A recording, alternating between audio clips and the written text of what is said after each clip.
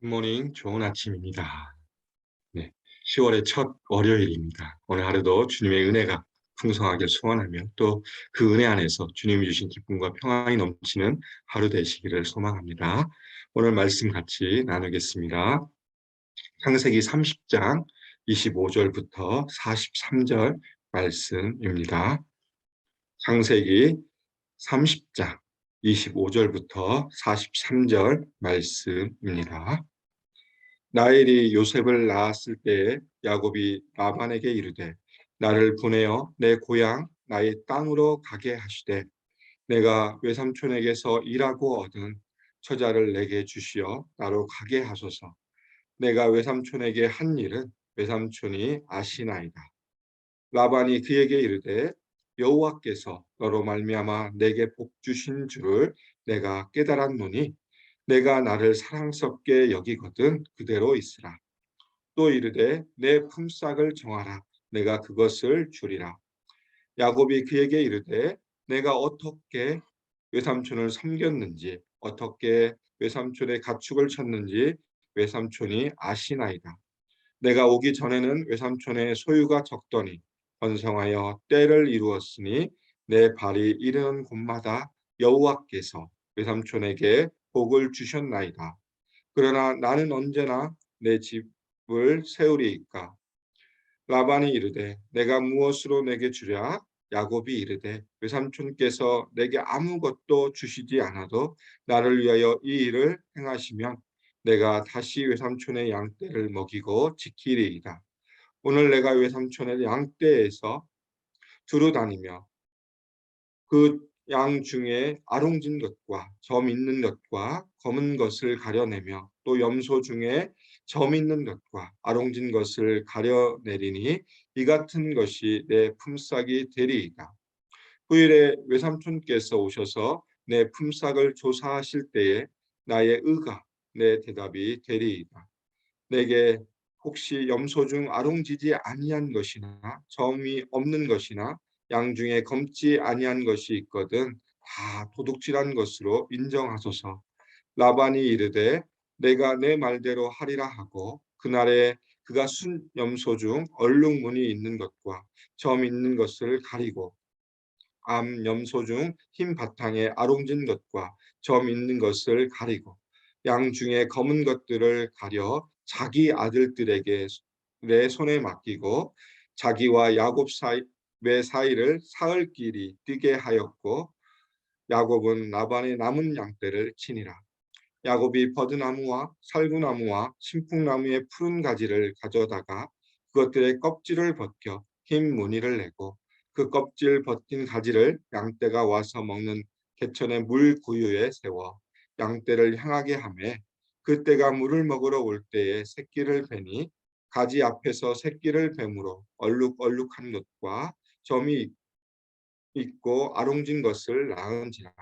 야곱이 새끼 양을 구분하고 그 얼룩무늬와 검은 빛 있는 것을 라반의 양과 서로 마주보게 하며 자기 양을 따로 두어 라반의 양과 섞이지 않게 하며 튼튼한 양이 새끼를 뵐 때에는 야곱이 개천에다가 양떼의 눈앞에 그 가지를 두어 양이 그 가지 곁에서 새끼를 베게 하고 약한 양이면 그 가지를 두지 아니하니 그렇게 함으로 약한 것은 라반의 것이 되고 튼튼한 것은 야곱의 것이 된지라.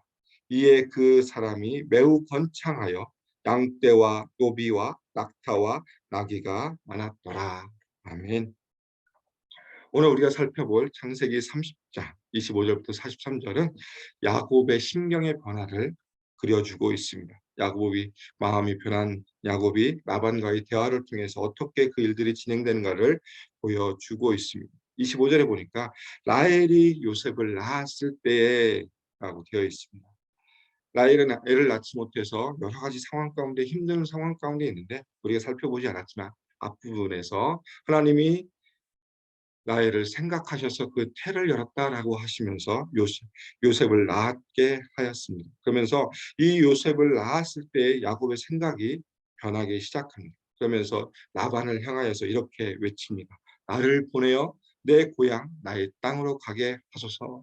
나를 이제 보내주십시오. 내가 아버지 집에서 온 지 오래됐으니까 다시 아버지 집으로 가기 원합니다라고 야곱이 이야기하고 있습니다. 야곱은 이 당시 아들 11명과 딸 1명과 또 아내 넷을 데리고 정말 큰 가족을 이루고 있는 야곱의 모습을 보여주고 있고, 그러면서 야곱이 이제 "나도 내 아버지 집으로, 아버지의 땅으로 가고 싶다."라고 분명하게 이야기하고 있습니다. 그러면서 26절부터 시작해서 계속 라반과 야곱의 대화가 이루어지고 있습니다. 26절에 보니까 "내가 외삼촌에게서 일하고 얻은 처자를 내게 주시오까 내게 주십시오."라고 이야기하고 있습니다. "나로 함께 가게 해달라." 그 당시 문화를 보면 혼자 와서 종이 돼서 일을 한 사람들은 아무리 좋은 가정을 이루고 있어도 혼자 갈 수밖에 없는 상황이었습니다. 왜냐하면 주인이 아내를 주었기 때문에 이 주인이 준 아내를 통해서 낳은 자녀들은 누구 소유였냐면 본인의 소유가 아니라 주인의 소유였습니다. 그래서 야곱이 외삼촌에게 이렇게 이야기합니다. "내 여기서 얻은 내 처자를 나와 함께 보내주십시오. 내가 데리고 가겠습니다."라고 이야기하고 있습니다. 여기서 살펴볼 것은 라반과 야곱의 관계입니다. 처음에는 친척 관계로 시작을 했지만 지금 보여지는 모습은 주인과 종의 관계입니다. 친척 관계로 시작했지만 라반은 주인이고 야곱은 종으로서 일을 하는 모습, 그리고 자신의 처지를 그렇게 야곱은 인지하고 있습니다. 그렇기 때문에 라반에게 "이 처자들, 내 아내들과 아들을 나와 함께 보내주십시오라고 이야기하고 있습니다. 그러니까 라반이 이렇게 반응하죠. 27절과 28절을 통해서 라반은 야곱을 더 붙잡고 싶은 마음이 있었습니다. 왜? 야곱을 통해서 자신이 복을 받았다는 것을 깨달았기 때문에 얘가 있어야, 이 야곱이 있어야 내가 더 부자가 될 수 있는데 내가 어떻게 얘를 보내? 그러면서 이제 그 마음, 그 속마음을 표현하는 것이 26절부터 27절부터 28절의 말씀입니다. 17절에 보니까 라반이 그에게 이르되 여호와께서 너로 말미암아 내게 복 주신 줄 내가 깨달았노니 내가 나를 사랑스럽게 여기거든 그대로 있으라. 하나님이 너를 통해서 복 주신 걸 내가 아니까 너는 여기 있어. 나랑 더 함께 있어라고 얘기하지만 그의 속마음은 뭐냐면 내가 더 부자가 되고 싶어. 너가 있어야 내가 더 부자가 되니까 남아 있어. 결국 자신의 부를 더 쌓으려는 인간적인 마음을 분명하게 보여주고 있습니다. 그러면서 한마디 던지죠. 품삯을 정해라. 그러니까 다시 한번 야곱이 대답합니다. 29절부터 30절 통해서 지금까지 있었던 일들을 다시 한번 상기시켜 줍니다. "외삼촌 라반이시여, 내가 지금까지 했던 일을 당신이 알지 않습니까?" 그러면서 30절에 마지막에 뭐라고 얘기하냐면 "그러나 나는 언제나 내 집을 세우리이까." 이게 어떤 의미냐면 라반의 집은 점점 부해지고 점점 더 커져가는데 자신의 입장을 보니까 점점 더 초라해지는 모습입니다. 자신이 열심히 일을 해도 자신의 소유가 늘어나는 것이 아니라 오히려 라반의 소유가 늘어나고, 그러면서 자신의 모습을 보니까 '나는 뭐 하고 있지? 나는 언제 내 가정, 내가 부를 세울 수 있고 내 가정을 세울 수 있을까?'라는 그 의문을 던지기 시작합니다. 라반과의 계약을 통해서 결국은 야곱은 결코 집을 세울 수 없다. 내가 여기 있으면 라반을 통해서 내가 가지고 있는 모든 것을 다 뺏기기 때문에, 그렇기 때문에 내가 아무것도 할 수 없습니다. 그래서 내가 다시 나아가서 집을 세우기 원합니다라고 이야기하고 있습니다. 그러면서 또 이제 이어지는 라반의 반응은 이렇게 얘기합니다. 31절에 보니까 라반이 이르되 내가 무엇으로 내게 주랴? 다시 한번 앞에 분의 품삯을 정하라라고 얘기하는 것처럼 내가 무엇으로 내게 주랴라고 야곱을 향하여서 말을 합니다. 그러니까 야곱이 제안을 합니다. 31절부터 33절까지 이제 양과 염소 안에 있어 아롱진 것, 점 있는 것, 검은 것, 또 염소에서 점 있는 것과 아롱진 것을 통해서 이것들이 내 소유가 되게 해주십시오라고 이야기하고 있습니다. 야곱의 제안은 그 당시로 보면 이 양은 흰색입니다. 양은 흰색이고 보통은 다 흰색이지만 그 안에서 가끔씩 아롱진 것, 점 있는 것이 태어났었고, 염소는 검정 염소입니다. 우리가 흑염소라고 불리는 것처럼 염소는 검정색입니다. 검정색에 점이 있다는 것은 하얀색으로 점이 생긴 것이고 아롱진 것인데, 그것들은 일반적으로는 작은 무리, 정말 적은 무리였습니다. 근데 이렇게 얘기하니까 뭐라고 반응하냐면 라반의 행동이 34절부터 36절에 나타납니다. 이 야곱의 제안을 듣자마자 라반의 행동은 뭐냐면 그 자신이 소유했던 양떼 가운데 아롱진 것들, 점 있는 것들을 또 분리합니다. 그러면서 그것을 야곱에게 주는 게 아니라 자신의 아들들에게 주는 모습을 보여주고 있고, 또 어떻게 합니까? 3일 길, 정말 먼 거리, 걸어서 3일 길이면 먼 거리죠. 그 거리를 뛰게 하면서 자신의 아들들에게 이 모든 것을 맡깁니다. 그리고 야곱에게 맡기는 양은 진짜 순수하고 아무것도 없는, 얼룩지거나 아롱진 것이 없는 그 양떼만 맡기는 모습을 보여주고 있습니다. 철저하게 야곱을 속이는 모습을 라반은 보여주고 있습니다. 결국 인간의 모습이죠. 어떻게 하면 내 소유를 지킬 수 있을까? 그러면서 꾀를 쓴 것이 분리시켜서 자신의 아들들에게 맡기고 도망가게 해버리는, 거리를 두게 하는 모습을 보여주고 있습니다. 정말 인간적인 모습, 라반의 모습, 라반의 속임수를 보여주고 있습니다. 그런데 그 이후에 37절부터 시작해서 43절을 통해서 이 라반과 계약을 맺은 야곱의 모습을 다시 한번 보여주고 있습니다. 양을 치는 모습. 야곱이 다시 양떼를 칠 때 야곱의 모습은 뭐냐면 아무것도 없는 상태였습니다. 제로 베이스. 왜? 이미 삼촌이 자신의 양떼 가운데 있던 모든 것들을 다, 아롱진 것이나 점인 것, 정말 우리 그것들을 다 분리해서 이미 다 자기 아들들 손에 맡겼기 때문에 야곱이 시작할 때는 아무것도 없는 상태에서 시작하는 모습을 보여주고 있습니다. 그러면서 자신의 방법으로 양떼를 치죠. 여기 보니까 나무들의 껍질을 벗깁니다.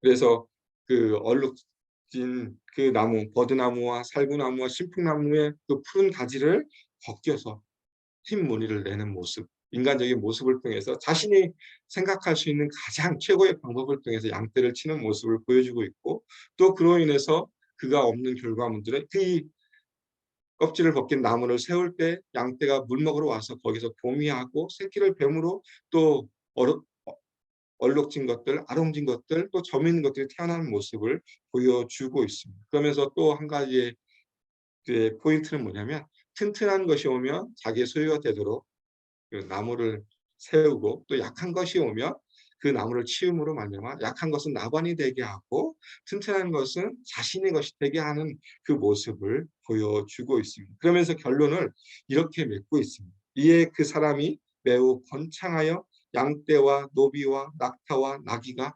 많았더라라고 성경은 마무리하고 있습니다. 야곱은 자신이 가지고 있는 생각을 통해서 양떼를 치고 있습니다. 그게 이제 나무들의 껍질을 벗겨서 이렇게 세우면 얘네들이 얼룩진 새끼들을 낳을 거야라는 그런 생각을 가지고 있었지만, 그것이 과학적으로나 유전학적으로는 증명이 되지 않는 방법입니다. 그냥 인간적인 방법, 자신이 생각할 수 있는 최고의 방법이라고 생각해서 하는데, 그러나 그 모든 것 가운데 일하시는 분은 누구시냐? 하나님이십니다. 하나님이 그 마음을 아셨기 때문에 하나님이 함께 일하심으로 말미암아 야곱에게 풍성한 것으로 채우시는 모습을 오늘 결과를 통해서 보여주고 있습니다.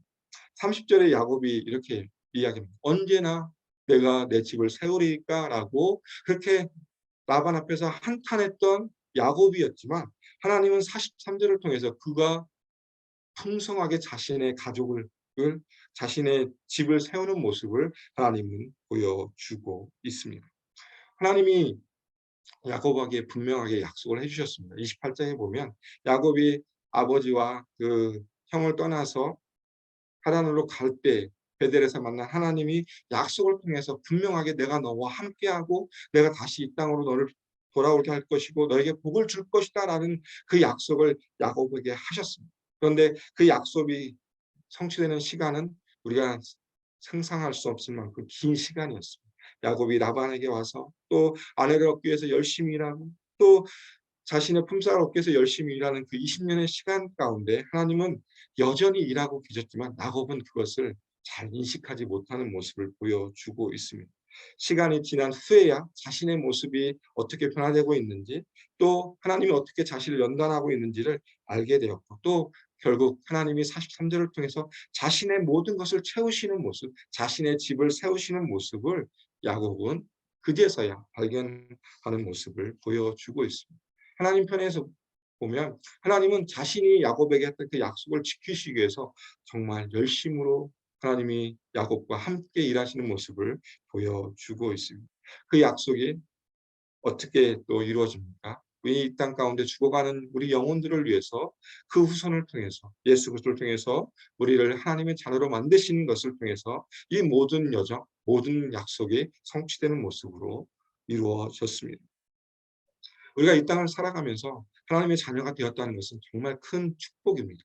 죽을 수밖에 없고 심판 가운데 있을 수밖에 없는 우리들을 예수 그리스도의 피로 말미암아서 우리를 구원해 주셨다는 그 하나만으로도 우리는 정말 큰 감사와 기쁨과 주님 주신 은혜를 누릴 수 있는 존재라는 것을 다시 한번 기억하셨으면 좋겠습니다.